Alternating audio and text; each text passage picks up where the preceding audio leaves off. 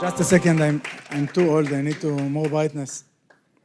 Head of growth for piano and guitar at Simply, oversees the growth of the company music learning applications. Recently, Simply expanded their business behind music to create meaningful moments in every home through learning new creative skills. Amazing. Strange or fun fact about Roie. He participated in the last season of MasterChef. Woo! And this is not the new creative thing for Simply. No. But adding food could be. Ido, Shevet Aviv. We found out the three of us were in the same scouts village, tribe, yes, I don't know. Yes. Is the CEO of Voyantis, helps advertisers acquire high-value customers. Voyantis AI predict LTV of each user and optimize campaigns with predicted signals. With 15 years in tech, his leadership enhance user retention and profitability. Profitability. Yes, but it's the last sentence from ChatGPT, so we don't count on it. Anastasia, Shenkar. Strategic partnerships at Optimove, manages strategies, wow, too much coffee, for LTV and retention for various apps and games. Her work drives growth and user engagement. Miki, again, Shevet Aviv, Kavod. CMO at PhotoMyne, yes, promotes the company apps designed for scanning and preserving family history by offering a new line of accessories on Amazon. PhotoMyne has discovered a new revenue channel through upselling to its existing audience. Let's start. I'm Nir. Oh, I forget to meet. Sorry, maybe because of that. Sorry, how come I there? Oh, עכשיו נסגר לי. VP at ReasonLabs focuses on distributing parental control, VPN, and cybersecurity services. He plays a key role in both end user and B2B sectors. In his previous roles, he has worked in London for IronSource, working with King, Rovio, and eBay. Okay, legit. So, as you understood, we are going to talk about retention and LTV, and as you can see, as you could hear, we have very diverse panel. So let's first a little bit hear about your uniqueness in your products. What makes your products different from the one that's sitting next to you? Anastasia? If not, you can take mine. We need it. Okay. So I can start. So Optimove is actually the first customer-led marketing platform. Essentially, we help businesses drive customer engagement and retention through data-driven marketing. So it's really big, but let's say for marketers, we are both kind of the brain and the muscle. So the brain being having all the data within the platform, and then the muscle is being able to execute all your campaigns within the platform, and of course using AI and machine learning to orchestrate the journeys in a smart way. Now we don't need to add AI in marketing, AI and machine learning. Now it's for us, like Control A, paste. So, hi everyone. Would love to start with 2 tips from cyber world. 1, use two-factor authentication, and 2, do not, I repeat, do not have the vegan Caribbean dish before a panel. In regards to ReasonLabs, so ReasonLabs is a cybersecurity company for the B2C market. With the vision of providing enterprise-grade protection for our home users. Among our products, we have a suite of products, but among our products, we have VPN for privacy, EDR endpoint protection for different devices, parental control called Family Keeper for parents to monitor or investigate on their kids, and social monitoring, as well as identity protection. We have over 25 million monthly active users, and we protect people from the cyber attacks and cyber risks. So that's it. Hi, my name is Ido. I'm one of the founders and CEO at Voyantis. We are a B2B company. We are helping advertisers to acquire better customers. What does it mean? I assume all of you do not recoup your investment on your paid media in the first 7 days, first 14 days.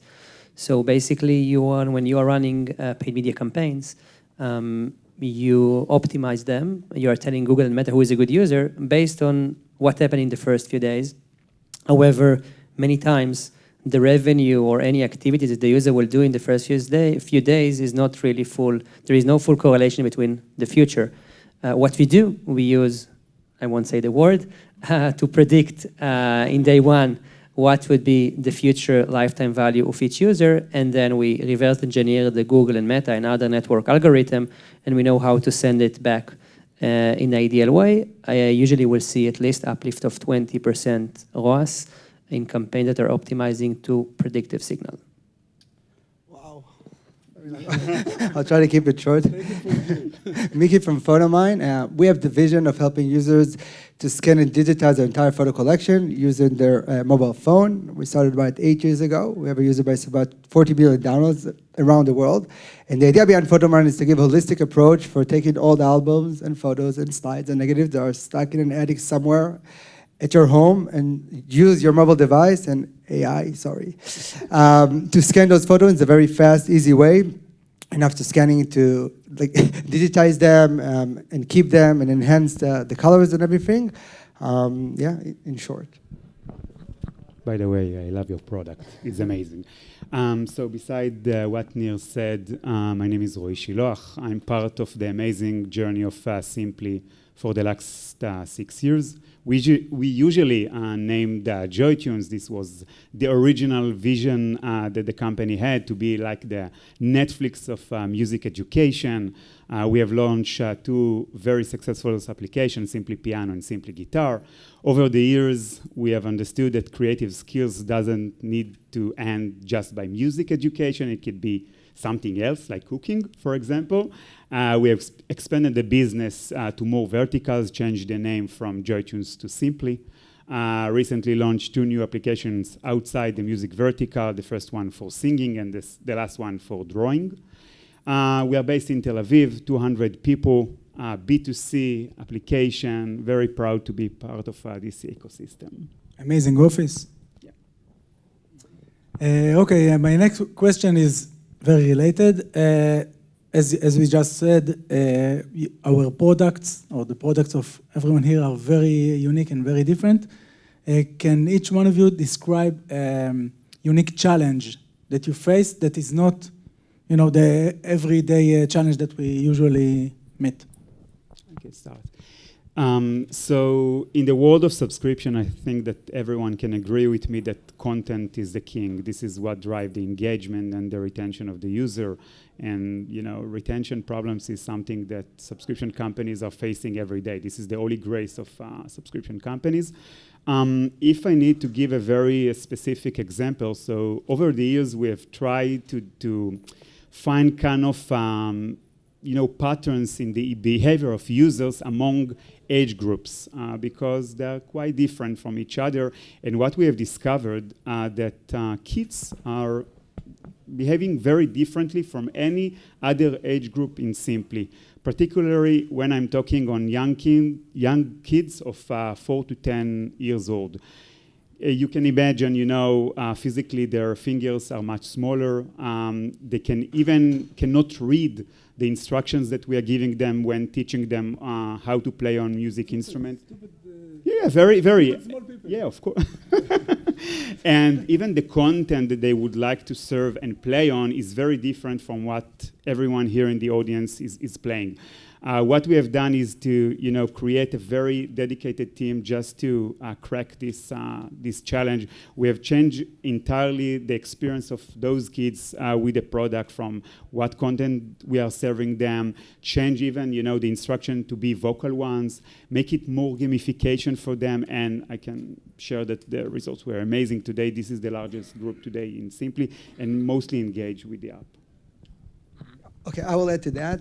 So in PhotoMyne, our biggest challenge is because old photos are stuck somewhere, and you need to bring them, have them to the table, start scanning them. And it's also a very emotional process in the process of scanning those photos and then discovering how you were very ugly when you were like a teenager and everything. So our main challenge is to bring back users back to the app once they actually need to use it. So they can download the app on the first day and never use it for, I don't know, for 3, 4, 5 months, 6 months even.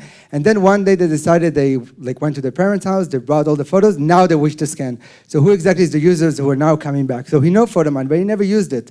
So we try to give a lot of emphasis about, education inside the app, exactly how to work with the app, what exactly the app can give you, and what will be the process that we can accompany you once you start scanning. So we put a lot of structure in building our own infrastructure of emails and push notifications and content inside the app. So we took off, we could be just a utility for scanning app, very fast and easy, it was fine, but we added a lot of layers inside the app for each specific users who are coming back to the app. It can be new users, existing users, users who were a premium member and then canceled. So each user, when they come back to the app, see different messages. It can be messages about sharing or about scanning or about instruction, or it's the first time, so here's a webinar how to use it. So we try to segmentize those users, and every time they come back to the app, to make sure that we offer them the right plan value. And if they're fresh users, to help them in the process of scanning. It's a project app, so it means that you only have a few months when they're very dedicated to it, then they can leave it for a few months.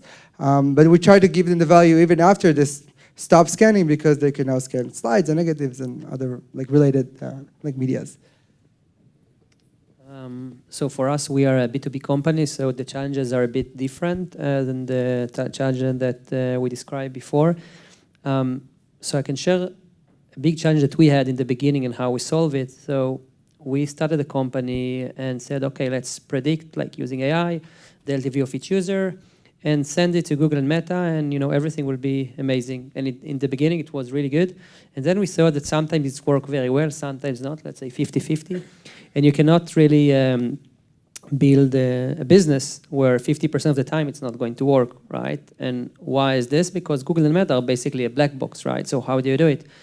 And what we figure out, and it took us a few years and lots of experiments that we did, is that there is a layer that can actually try to understand the black box, the AI of Google and Meta, which is probably one of the most sophisticated AI in the world, that they've been working on it for more than 10 years.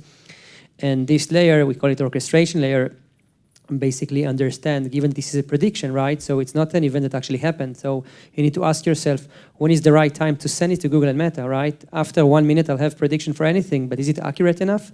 For some users, maybe they have enough data, so the prediction will be very accurate. For others, it might take 2 days. So I'll need to make a decision for each user, when is the right time to send it. Another example is whales, right? I have whales in different games. Sometimes, even if I know that this is a whale and I know the exact value of it, sending this value, predicted value, is not the right thing, right? Sometimes I need to normalize the data, because for Google and Meta, sometimes it's not really good to see that there is a huge whale. Those are 2 examples, but basically what we learned that once you experiment a lot, you can actually be in a place where you can get 100% success rate when you, in order to influence Google and Meta and other networks. So for us, it's a very different game, because we had to redefine the, I would say, industry terms as far as retention, engagement, and app usage. Because what we provide is basically security. So for that example, retention for us is for retaining paying customers, while engagement is totally different if we experiment with trials, for example, or freemium models. But at the end of the day, because it's a subscription-based, like Simply, you have to rethink about it. One more term is kind of an app usage, right? If you are using a VPN, I don't need you to come and go into the app and turn it on and off every hour or so on and on, but I do want you to use it. So if someone has started this week and put on their mobile device their VPN, or did an onboarding for their kid in regards to alerts and geolocation tracking alerts, for example, then I don't need them to go back to the app and keep using it, but I do want the app to operate, protect, and so on and on. So we had to look at it very differently. So for us, it's the level of maturity of the, I would say, user journey and how they use the apps in order to get them engaged or get them to use the app, and showing that added value from that perspective. So for us, we're a B2B as well as Voyantis, but we work with B2C businesses, right? So I think I'd like to address a challenge that marketeers have nowadays. So essentially, as a marketeer, as a CRM manager, when you want to start creating those personalized communication that will drive the engagement and retention, you need to start with the customer. You need to start with understanding your customers. You need to start understanding their behavior, so you understand what's the best channel for them, the message, and etc. And as a marketeer, a lot of marketeers faces a problem where the data is not accessible to them. So the time from ideation to execution can be very long. In Optimove, what we have is we actually bring the data to the marketeer in a very accessible way. So everything is in the UI, and in a very simple UI, you can query all your data. You don't need your BI analyst. You don't need any SQL knowledge. Everything is there. It's very simple to gain insights and to start crafting those personalized journeys. But we take it even further, because sometimes you don't know where to start. So where do I start segmenting? Do I start with just players that registered a year ago, 6 months ago? And for that, we actually, of course, use AI and machine learning to create that initial segment. So what is the KPI that you're looking for? Are you trying to identify all those customers, players that have likelihood to purchase within the next week? So we take all the data, we scan it, and we are able to predict it. And then on top of that, you're going to use the very, very simple UI to add even more criteria to the segmentation. Maybe you want the third one? I'm not sure it's working. It's working. You can use this. Okay, this is not going to work. You said KPI and AI and engagement and everything. What is your favorite buzzword lately? Okay, I will start with new revenue channels, right? So it's a big word. So in the subscription apps like us and Simply, I think that we are not using ads inside our app. So every paying user is very dear to our hearts, and we want to get as much as paying users as possible. And we figure out, I think that it makes sense that every paying user that will pay even $1 for using the app in a way is a user that we can ask him to pay again and again for new features and new updates and everything. So actually about 3 years ago, we saw from one of our users who were paying subscribers that he was using some accessories to help him in the scanning process. It was very generic accessories that you can find on Amazon for very cheap. And we decided to bring those accessories and to open an online Amazon store and to address our paying users, but also all users, but more specifically all the paying users, and try to offer them those accessories that help them to become more professional in the scanning process. So this new revenue channel that we open is now generating more than $1 million a year, for us, in a way that helps us to really engage with the users, not only about, yes, you can scan with the app and everything, but if you decide to go to the Amazon store, which is something they do, I guess, 2-3 times a day, every usual American, it's like very easy for them to like purchase like those accessories, and that's the connection between the hardware and the software that allows them to come back to the app and use it. So we give a lot of instruction how to use accessories. It's very easy and very straightforward. But for us, it opened a new stream, that help us. And Amazon is a great platform that you can grow from there. So if you have any kind of app that allows you to connect some kind of physical product, for example, a piano, for example, so it's not supposed to be that like difficult to try and create your own brand, because like all the people, and especially the paying users that trust your brand, will see that something that you are marketing to them is probably something that they at least worthwhile to test. And of course, Amazon, the refunds are very easy. So. For us, it's working. And if you want some more information afterwards, I'll be happy to share about it. Who's next?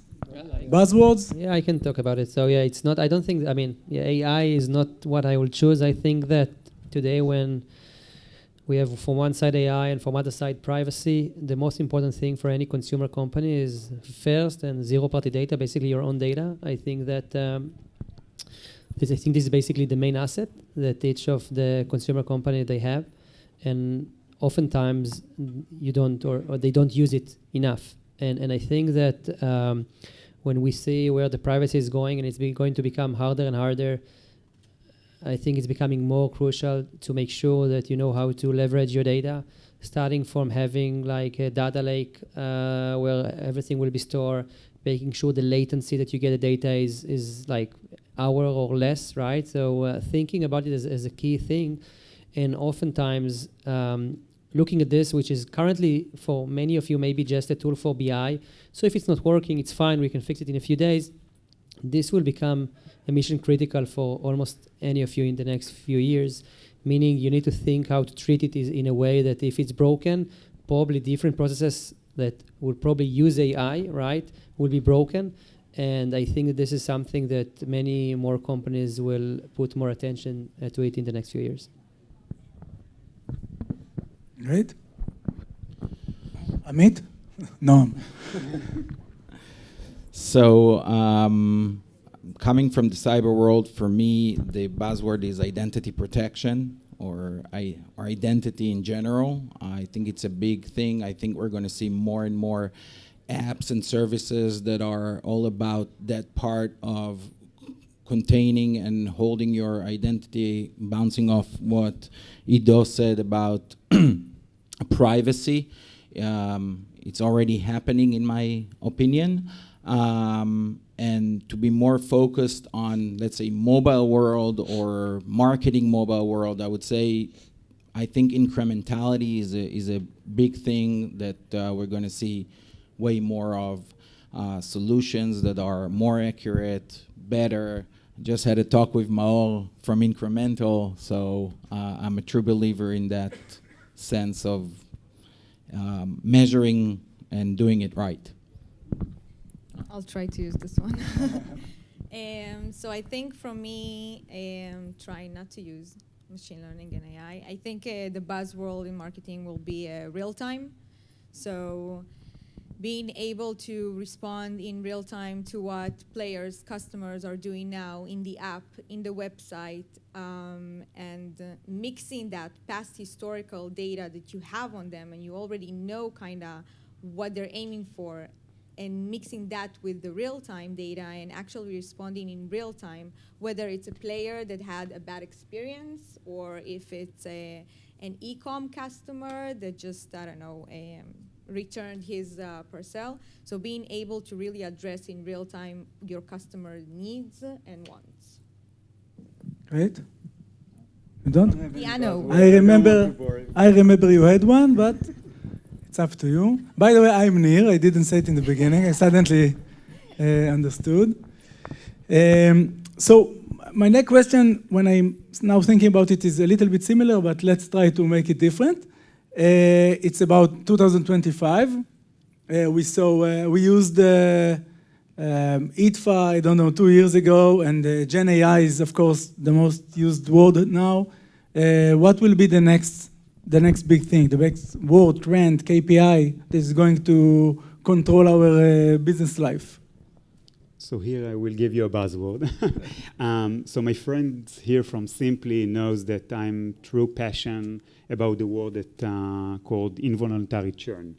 But I'm looking on involuntary churn from the perspective of billing and payment. I don't know if you know that, but in the world of mobile application until recently, everything that related to billing and payment was monopolized by Apple and Google. You cannot do anything with regards to billing and purchase of the user without going through their billing systems.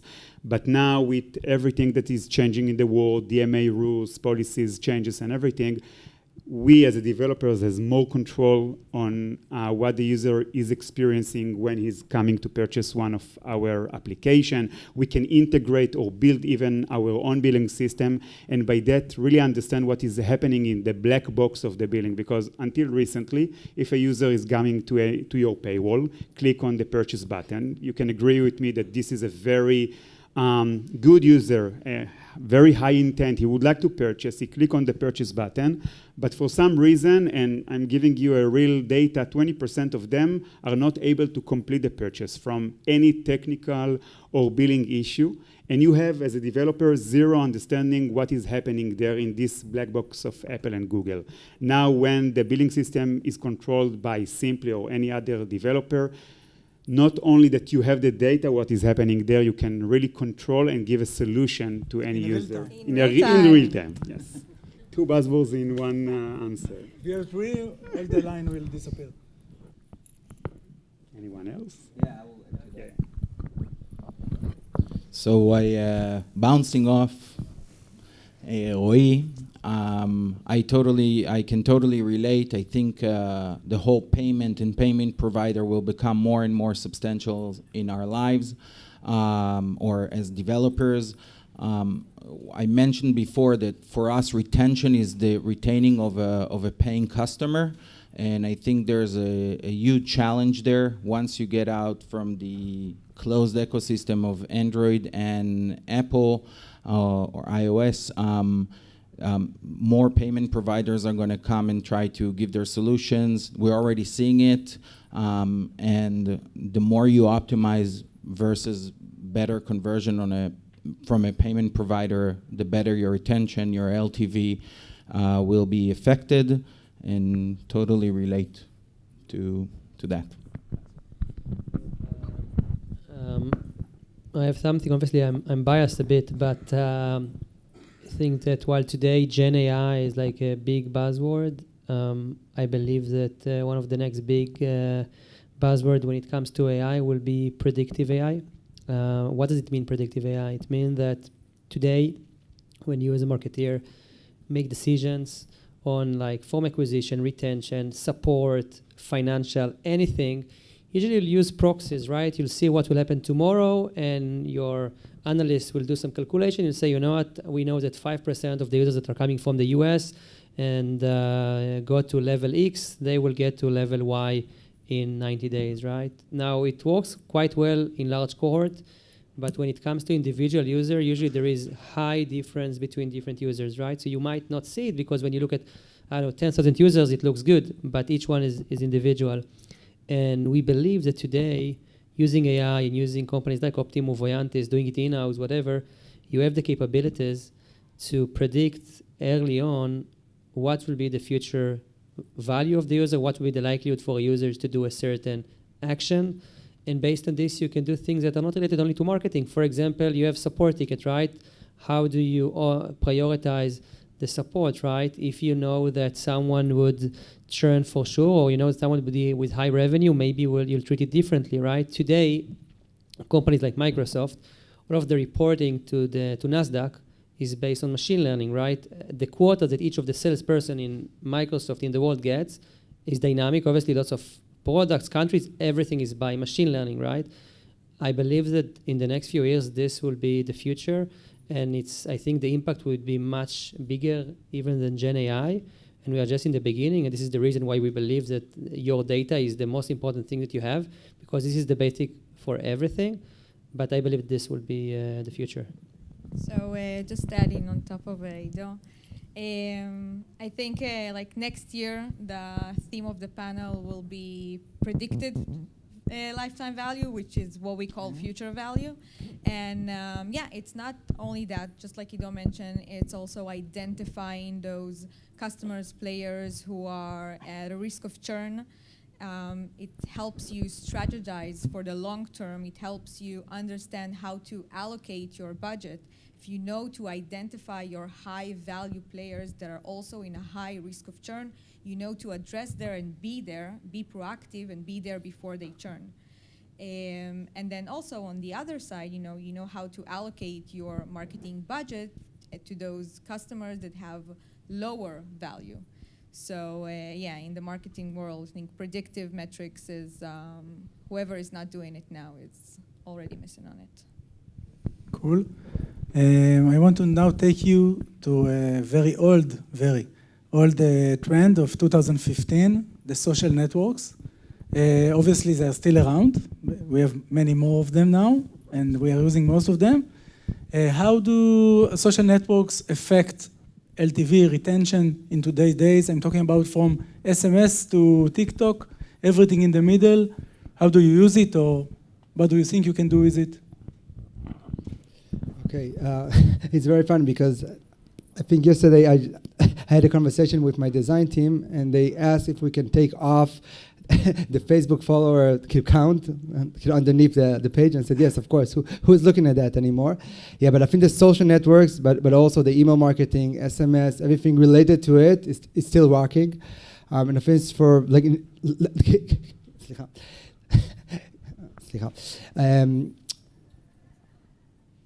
Okay, so in the perspective of email marketing, and for us in PhotoMyne, that we wish to share content with our users on almost a daily basis or even weekly basis.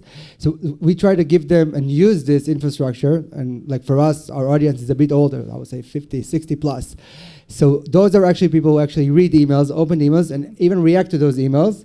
And in those emails, what we are trying to do is try to have them not only sales 50% off, 20% off, 30% off, as to give them value inside the email about new features and content and options that they can have, or in stories about community and like other people who share their photos and found their like old relatives and stuff like that. Using fax to send pictures. No, but I think that we are talking about nostalgic, and emails are becoming nostalgic, but just still there. And I think it's the easiest way for us until now to collect email lists and messages.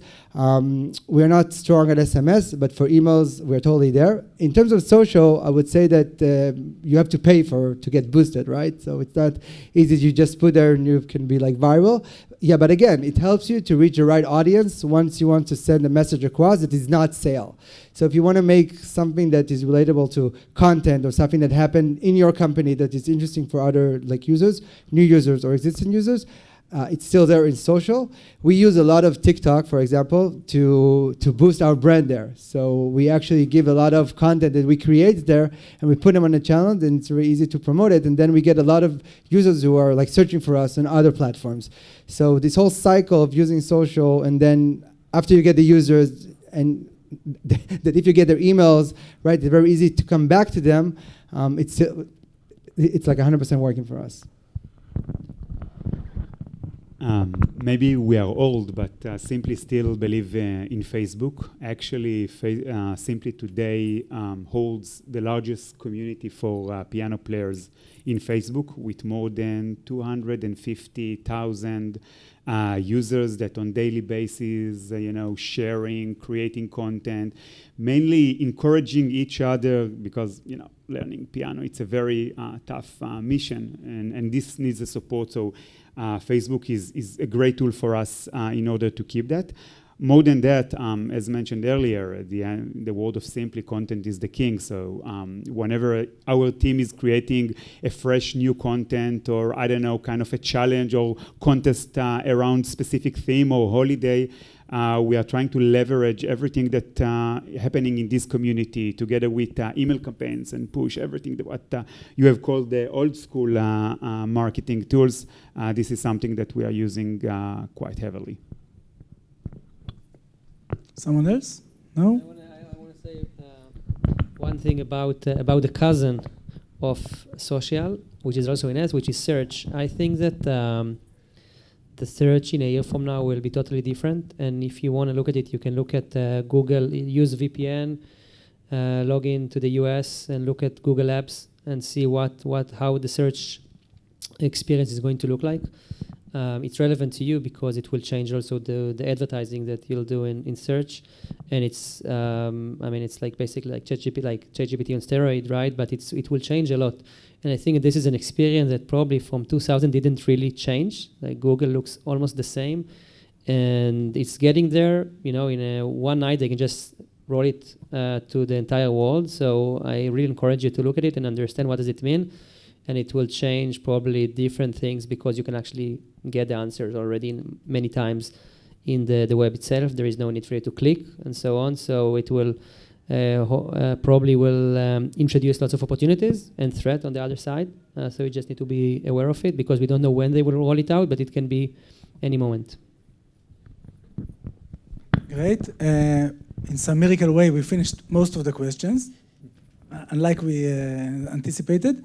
But we still have one question that I tried not to use, but how do you use generative AI in your work today? So we integrated this into our product about a year ago. So it wasn't the best use case for us to try to use Gen AI, but we wanted to make sure that we also allow the user to use Gen AI inside the product. By that, we were able to be educated about this whole industry, right? So, if you have the force of, OpenAI and you have a lot of resources to develop, we didn't have those resources. So we had to sound for something small. So by taking a small feature inside PhotoMyne, the entire company changed into understanding this whole world. And now we're trying to integrate it into a lot of other things. So it's going to be for our users, but also internally for us, in terms of inside the company. And definitely, I agree. I'm not using that now, but the generative AI for prediction, it's definitely something that I see myself using in about a year or two, as the data is getting bigger and bigger, and we're getting more users into the system. So if we can shorten our time on the Excel sheet, it can definitely help us. But I think the first step, if you don't know anything about generative AI, is to try to integrate that in some of your product. It could be inside the feature, or it could be inside the company, and then from that you can be educated into understanding this big world of. In the schools they call it PBL, project-based learning. You find a reason for a project inside the company, and then you must understand how it works, and suddenly you know AI. Yes. Someone else? So I would say that for us, machine learning is a big thing on our research and development part. Most of our apps are using machine learning for behavioral analysis and detection. On the generative side, I would say that we started testing, of course, like everyone else with creatives. And so I also think it brought us the miracle for Israelis for better emails and better English. Better English. So that's how it's being used at ReasonLabs. So I will go with machine learning as well. So we talked about AI, how with AI we kind of we help marketers to orchestrate the journey. So send the right message to the right customer at the right time. But on top of that, we also brought kind of machine learning into the platform itself. So understanding what is like having a Netflix experience within your lobby game, or if it's, again, an e-com retailer. So once a customer already kind of is in your site or in your app, already showing them within the site or the app the right products for them, the right content for them. So they don't have to kind of scroll endlessly or search, because nowadays, I think every company in every industry has so much competition, right? And many of the products are kind of the same. Maybe it's a different color, maybe it's a different design, but essentially it's the same. So keeping your customers is getting harder and harder. Once you have that seamless experience, so within your marketing campaign, but also in the platform itself, So the loyalty is brought up and the engagement and the stickiness, sorry, I think it's stickiness which is more. So just imagine, you just come to the site and it already has what you were planning to do, right? And I think this is a big thing and it's very, very important. I can add from our side, I think for any... Joe and I are talking like yeah. together all the No, time. but I'm coming from different angles Competition. now, yes. So I think that today... Maybe you can promote each other. Yes. No, we are doing acquisition, you're doing retention, right? It's 1 + 1 journey. equals 3, right? You need to acquire better customers in order to retain them later on, right? Anyway, I think today in any board discussion, this question is being asked, right? What do you do with Gen AI? What are the opportunities? On the other side, you know, this is a threat for many startups today. What we did internally, that basically any team, like different teams in the company, basically are exploring what they can do with it. So it started like from very basic, like for salespeople now, we have gone, whatever, we finish the call in 1 click, we have a summary email that we can send. You know, it's a small thing, but it's nice. The knowledge of the company, right? You can we can connect everything to Slack and all of the calls and everything. And now if I want to ask something, I can immediately see a feedback. So this is more on the sales side. On the product side, we are exploring different things that we can actually do in order to reduce the time it takes for data science or for analysts to work. There are also a lot of challenges because one of the challenges in LLM that when you have a prompt, the answer will be different, right? Many times you can play with it, but basically it's not the same, and you need to use it in places where it's fine, right? And this I think that taking LLMs into day-to-day workflow in companies, it's something, it's just the beginning, right? In places where you need to have one concrete answer, it will get there, but it's a journey that I think is just the beginning of the journey currently. I think we ran out of time. You want to quickly do it? If we have time. I don't know, Phil, 1 minute? Wait, 1 minute. On him. So we'll do it quick. I hope that my example is not too specific, but we are using AI in order to improve the core functionality of the product. For the people here that ever used our products know that the edge of Simply is kind of recognition engine that knows how to listen to your product and giving you real-time feedback. So what our amazing DSP team has done is to take advantage of all the changes that has been done in the AI world to improve the machine learning functionality of the product itself. And at the end, you know, this engine is going hand by hand with the engagement and the retention of the users. So improving that, this is something that will affect dramatically. Great closure. Great. Okay. Great closure. Thank you, everyone, for joining the panel. Thank you, too.